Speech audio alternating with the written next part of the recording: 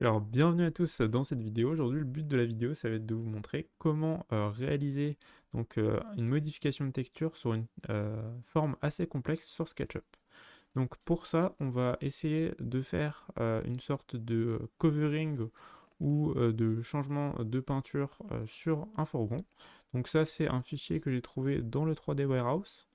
Et du coup, l'objectif, ça va être de faire en fait un petit dessin et puis pour vous montrer en fait comment est-ce qu'on change la texture sur ce genre de forme.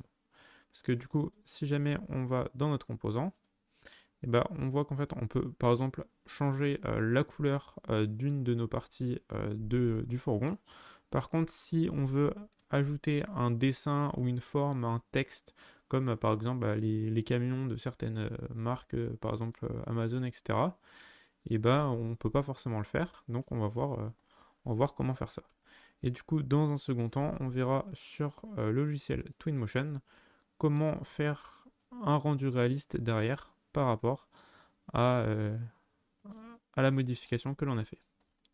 Donc pour ça, la première chose que l'on va faire, c'est qu'on va aller dans affichage, non pardon, caméra, et là dans projection, on va sélectionner projection parallèle. Ensuite, on va se mettre donc d'un côté du fourgon, donc soit à droite, soit à gauche. Donc nous, on va se mettre de ce côté-là. Et après, on va dessiner. Donc, tac. On dessine un rectangle qui fait à peu près la taille du fourgon, voire un peu plus grand. Ensuite, on va venir sélectionner la matière qui est appliquée. On va modifier l'opacité et on va la réappliquer. Comme ça va nous permettre de dessiner directement sur notre rectangle et voir où est-ce que la forme sera appliquée derrière. Et pourquoi est-ce que je suis passé en projection parallèle? C'est que du coup là, en fait, si je fais un dessin sur une zone, il sera appliqué vraiment sur la projection de cette même zone. Donc ce qui est assez important. Donc là, on va pas forcément faire quelque chose de très compliqué au niveau du dessin. Par exemple, on va faire une sorte d'arche. Tac, on va partir d'ici. On va aller jusque là. Tac, donc on va faire cette première forme. Donc là, on va mettre une couleur différente à l'avant et à l'arrière. Ensuite, par exemple, si on veut, je sais pas, ajouter, par exemple, un cercle à cet endroit-là, on peut le faire. Si on veut, on va essayer aussi d'ajouter juste un petit dessin. Donc après, vous pouvez directement ajouter une image euh, par-dessus et venir détourer votre image comme vous le souhaitez. Là, en l'occurrence, je sais pas ce qu'on va marquer. Tac, on va juste faire une petite forme.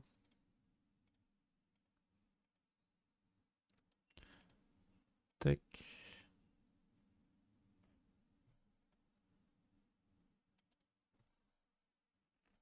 Donc elle a vraiment aucun sens ma forme. Je vais refaire quelque chose d'un peu mieux quand même. Quoi, juste dessiner un T à la limite. Tac, tac, tac, tac, tac. Bon, les proportions sont pas forcément excellentes, mais juste c'est pour vous montrer le principe. Et donc une fois qu'on est là, on peut donc appuyer sur le curseur, enfin sur le bouton de notre souris pour se remettre, en fait changer le style de caméra. On repasse en perspective. Et là, chose importante à faire, c'est qu'on va utiliser l'outil pousser-tirer. On va venir tirer donc jusqu'à l'autre bout du fourgon. Ensuite, on fait pareil pour celui-ci, pareil pour celui-ci. Et maintenant que l'on a fait ça, on va donc faire un triple clic sur le fourgon, tac, pour vraiment se rendre dans notre modèle. Et donc lorsqu'on a le modèle sélectionné, on va faire intersection des faces avec le modèle. Donc là, ça peut prendre un peu de temps. Il va vraiment dessiner le contour des faces. On fait la même chose avec celui-ci. Donc on fait un triple clic gauche. Ensuite, intersection des faces avec le modèle. De l'autre côté, c'est le même principe. Du coup, il a fait celui-ci normalement déjà. On sélectionne celui-là aussi. intersection des faces avec le modèle. Et maintenant, lorsque l'on ressort, là on peut faire un triple clic gauche sur du coup notre dessin à la base et on va pour le moment le décaler. Ensuite, on se rend directement sur notre dessin. Tac, et là on va pouvoir appliquer une texture différente. Donc on va mettre une différente couleur. Donc par exemple, tac, on va mettre du bleu, hop, au bout. Tac.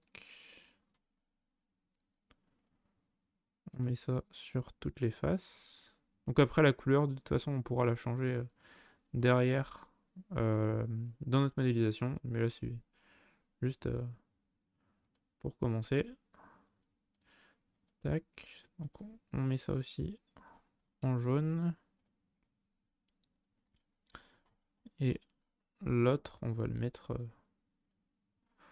allez, en vert. Bon, ça va pas être le plus joli fourgon, bien sûr, mais bon, c'est encore une fois, c'est juste pour vous montrer le principe. Donc maintenant, voici le résultat. Donc avec toutes les modifications qu'on a apportées. On va faire synchroniser avec Twinmotion. Et du coup, dans Twinmotion, il va aussi du coup avoir modifié son tracé.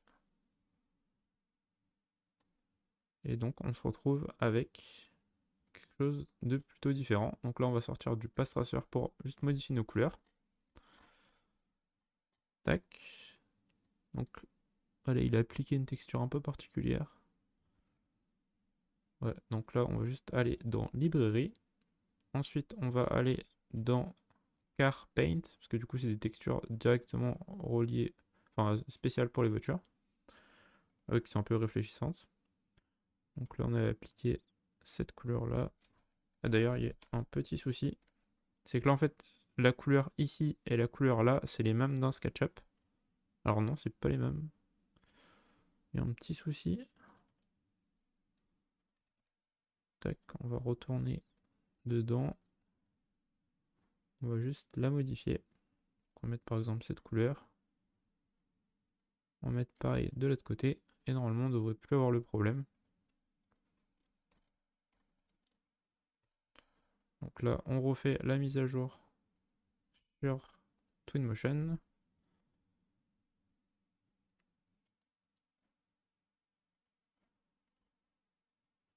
Tac.